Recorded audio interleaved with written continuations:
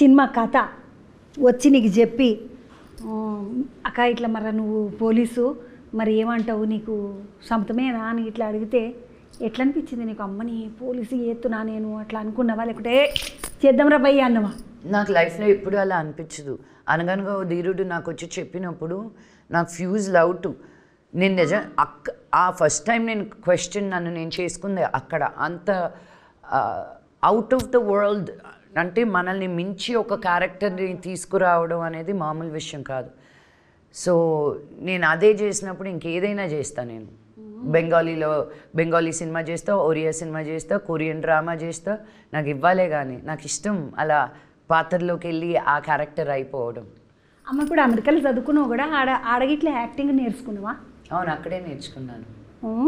మా నాన్న కూర్చోబెట్టి నేర్పించలే నా యాక్టింగ్ అంతా. నేను అక్కడ మిల్టన్ కట్సెల్లస్ గారి దగ్గర, రిచర్డ్ లాసన్ గారి దగ్గర ఇప్పుడు కూడా నాకు ఒక సీన్లోనో ఒక క్యారెక్టర్లోనో నేను ఎక్కడైనా ఇరుక్కున్నాను, నేను ఇది ఎలా మెనూవర్ చేయాలో తెలియట్లేనప్పుడు వాళ్ళకి ఫోన్ చేసి కనుక్కుంటాను.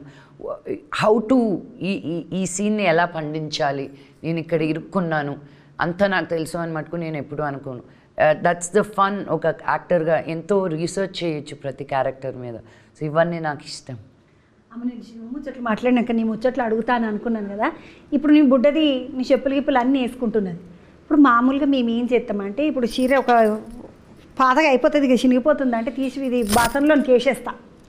బాసన్లు ఉంటాయి కదా, అల్యూమినియం బగోన్లు ఇట్లా వస్తాయి కదా, ఆయనకి ఇక చినిగిపోయిన తర్వాత వాడు మాత్రం ఏం చేసుకుంటాడు, ఏమని చేసుకొని మనకి ఎందుకని వేసేస్తా. బగోన్లు కొనుక్కుంటాం. మీరేం చేస్తారు మీ బట్టలని, వాడి పాడేసిన బట్టలని? నేను చిరిగేంత వరకు పెట్టుకోను ఫస్ట్ అండ్ ఫార్మోస్ట్. మరి చిన్నక ముందే ఇచ్చేసేస్తావా? ఆఫ్ కోర్స్, బికాజ్ కొన్ని ఇష్టపడి కొనుక్కుంటాం, తర్వాత చూసి అబ్బా మళ్ళీ వేసుకోము. నేను హైదరాబాద్ నుంచి బాంబేకి వెళ్ళినప్పుడు ఇక్కడ వెదర్ వేరు, అక్కడ వెదర్ వేరు. ట్రక్కులు బట్టలు ఇచ్చేసాను నేను నా ఫ్రెండ్స్కి. బికాజ్ అవన్నీ డిజైనర్ బట్టలు. పైగా నేను ఊరికే ఎక్కడికైనా పంపించేస్తే ఆ విలువ వాల్యూ ఉండదు. ఆ వాల్యూ తెలిసిన వాళ్ళకి ఉండాలి అని. ఇప్పుడు ఆ రూమ్లో చూసి ఆ డబ్బాలు ఏంది అని అడిగినారు. మా అమ్మ పంపించింది ఆ డబ్బాలు. నేను తీసేసాను తల్లి అని. ఇప్పుడు నా ఆఫీస్లో ఎందుకు పెట్టినా, నా ఆఫీస్ వాళ్ళు అందరూ చెప్పిన అమ్మ బట్టలు తీసుకోండి, మంచి బట్టలు ఉంటాయి, మీకు వద్దు అనుకున్న తర్వాత నేను ఏ అనాథాశ్రమకో ఎక్కడికో పంపిస్తాను అని. సో కంటిన్యూస్గా ఇచ్చేది. ఇప్పుడు నాకు నా ఫ్రెండ్ బట్టలు పంపించింది. So yes of course. అమ్మ ఇప్పుడు నేను అది మీది అది చూసిన హోమ్ టూరు, మా ఇల్లు హోమ్ టూరు, మా నాయన ఇల్లు హోమ్ టూరు చేసినాను. అవును, మీ ఇంట్లో చెప్పులేదు అది ఏదో ఆడికిడికి ర్యాక్ లాంటిది పెట్టిండ్రు కదా. ఎన్ని జతలు ఉంటాయి నీ చెప్పులన్నీ? ఎన్ని జతలు ఉన్నాయన్న? 300-350 జతలు ఉంటాయి నాకు. 300-350 జతల చెప్పులు పోయమ్మని. ఇప్పుడు మీ బుడ్డది కూడా వేసుకుంటుంది పాటు. అదే నేను తన కోసమే చేర్చి పెట్టుకున్నా పడేయకుండా చెప్పులు.